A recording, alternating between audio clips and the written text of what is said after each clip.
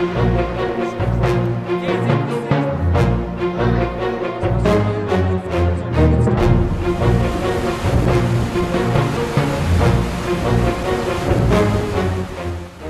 Real Weather Watch on RealAgriculture.com is brought to you by Viterra's new Momentum herbicide, introducing customized broadleaf weed control. Find out more at Viterra.com. We're joined right now on Real Weather Watch on RealAgriculture.com by Drew Lerner. Well, thank you for the invitation. Drew, we've got a kind of a interesting scenario. Seeding has progressed extensively across the West. Farmers tend to now turn towards looking to see when it's going to rain and what the summer is going to look like. We've had some reports of from some weather institutions saying hot and dry summer for western prairies. What are you seeing? Boy, I'll tell you what, it is going to be a little bit of a mixed bag, but I think the heart of the prairies will experience a favorable amount of rainfall, if not a little bit more than what is desired. Near to above average precipitation will occur across most of Saskatchewan and Manitoba. There are two areas of exception here. One will be in the southeast corner of Saskatchewan and southwestern Manitoba, where there is a potential for some drier bias conditions to develop, but only if, and it's a big if, only if a ridge of high pressure becomes strong in the U.S. plains.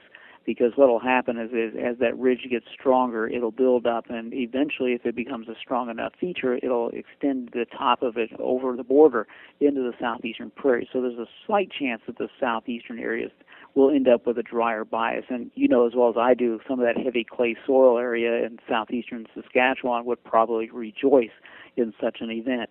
The other exception is going to be in Alberta's northwest.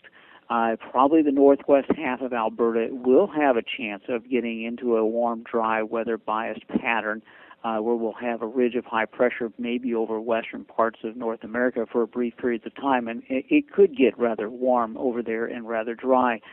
There's been a slight tendency for some of the recent weather systems to be a little bit more meager in the west there, but so far we don't have any dryness that's anything outrageous at the moment.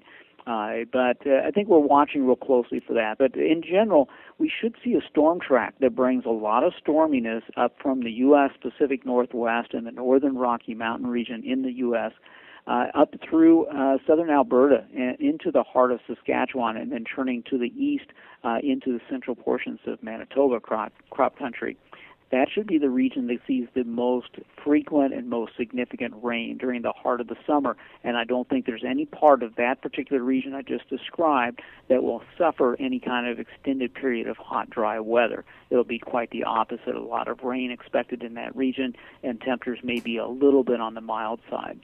So, when we get extensive wet weather, above normal temperatures, can kind of balance that out, and we get evaporation, those kinds of things. But I guess, are you concerned about what the mild temperature outlook that is in combination with this extra moisture? Well, I am a little bit concerned about that. If we get too much coolness around and we have a lot of cloudiness and frequent rainfall, the crop development rates will be below normal, and our degree day accumulations will be below average, and all of a sudden we're looking at maturity dates that are later than usual, and that could be a problem.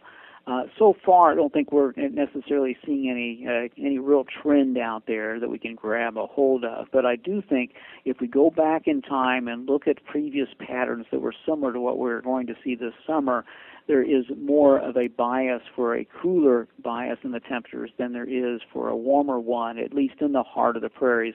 And so for that reason, yes, I am a little bit concerned that we might be a little bit wet and cool for the summer, and we may end up being just a little bit late with some of this crop. And at the moment, though, the good news is that from what little research I've done so far, I'm not seeing anything jump out at me saying we're going to have early frost and freeze potentials. But I will very quickly come back and tell you that I don't usually get too far into that frost-freeze outlook until we get into the heart of June. Anything prior to that point in time is just the data is just a little too frivolous for me to be able to really put my finger on something in particular. So the frost-freeze outlook for the autumn is still up for grabs, but Nevertheless, we do need to see more sunshine and maybe less rainfall than what is being predicted for the summer, just to make sure that the crops do get done with their development at least on time. Now, one thing is the amount of moisture we could get. Almost just as important is the timing. A lot of that moisture coming in July is different than it coming in August during harvest, the start of harvest time. What do you see in terms of the timing of this moisture, or are you able to really kind of predict that at this point? Well, for what a meteorologist can predict, I guess we can try to guess what's going to happen here. We usually don't have much of a clue about what's going on. I think everybody knows that by now. But in reality, basically, I think we're going to see a fairly good timing in the precipitation. And the pattern we're in should be somewhat similar to 1976. We'll have our periods where it's very wet. We'll then see a little break, and then we'll go back wet again, and then a little break. And so my expectation is that we will have a little more rain at the end of the growing season than what we would ultimately like to see. And so some of that late season crop maturation and early harvest period will be marred a little bit by some rainfall. But the good news is that we are going to alternate back and forth, and so the odds are fairly good that we will encounter some drier weather, but we may be a little late, and we may be worried about the situation. But given the environment that I see evolving for later this summer, I think we'll end up coming out okay. But it won't be the perfect harvest season. So if we jump back to springtime here, do you think we're kind of out of the frost risk for parts of the prairies?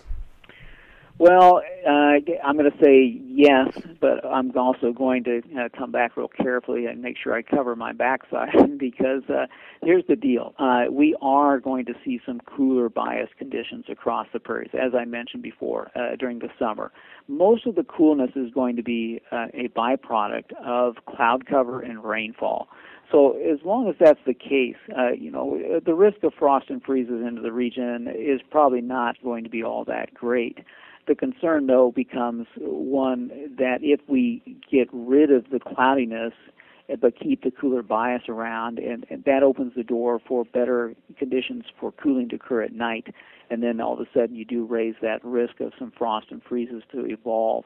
A perfect example of this will be coming up here Friday and Saturday, and I think that during those 2 days we'll probably see conditions that are cool enough aloft to create some frost and light freezes across parts of Saskatchewan and even Manitoba. And but we probably will not be able to develop a strong surface high pressure system. So what's going to happen is we'll come down close to freezing. We'll be a little concerned about it, but we won't have perfectly clear skies, and we won't have a surface high to really push the cold air to the surface. So we'll probably get by on the skin of our teeth without a real significant freeze. And I think something like that could still happen a couple of more times between now and the middle of June before we're done with the frost freeze season.